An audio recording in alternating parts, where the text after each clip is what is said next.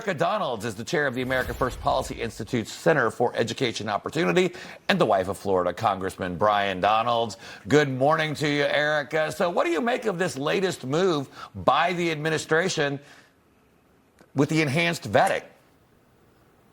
Well, Americans are applauding that the Trump administration is making good on its promise to put America first. The reason these institutions receive federal funding, the reason we allow them to bring students from other countries here is to advance American interests. If students are coming here with the idea that they will cause chaos, that they will promote anti-Americanism, then they do not belong in these institutes of higher education, and we should replace them with very smart and intelligent people from our own country.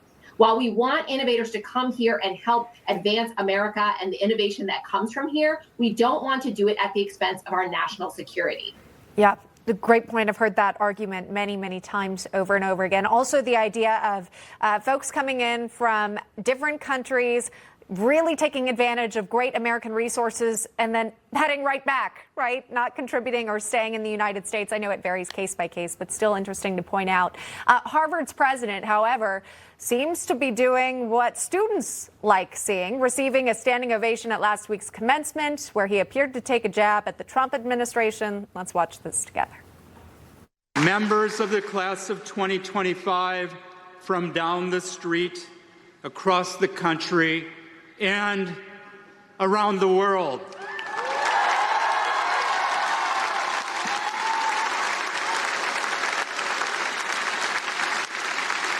Around the world, just as it should be.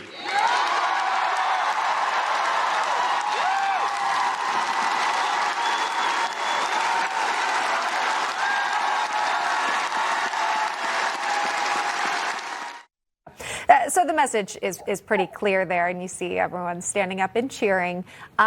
Is the Trump administration going to continue to face this pushback here from Harvard?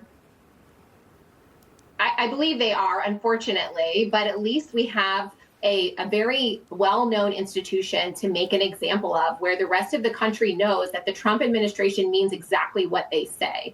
Now, it's hilarious that the president of Harvard has led the charge, and of course he wasn't the president, hasn't been for long, but they, as a faculty, have indoctrinated these students into radicalism, and then they stand up as the students applaud their radicalism. Of course they are like that. However, the rest of the American people do not applaud when chaos ensues, when Jewish people are targeted, and Jewish students specifically, on these campuses, and the culprits are not held accountable. Harvard has refused to accept some of the administration's reasonable requests in keeping students safe, and they will continue to get held accountable by the Trump administration, and they should be held accountable.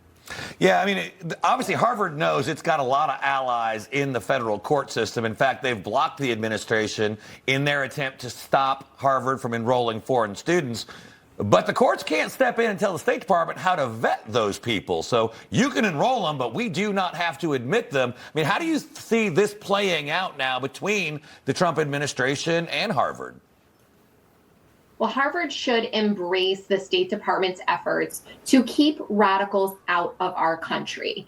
In many cases where this chaos was caused on these campuses, vandalism, encampments, and danger to Jewish students, if you look on the social media pages of some of the culprits, we could have easily seen that this is what they were coming for, and these are the types of messages and chaos that they were looking to spread on campus.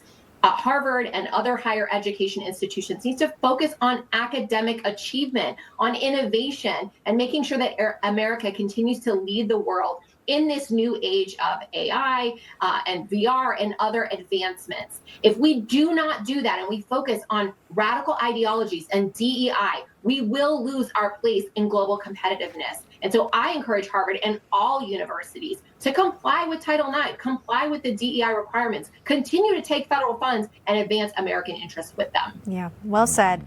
Erika Donalds, thanks so much for spending some time with us on this Monday morning. Appreciate it as always.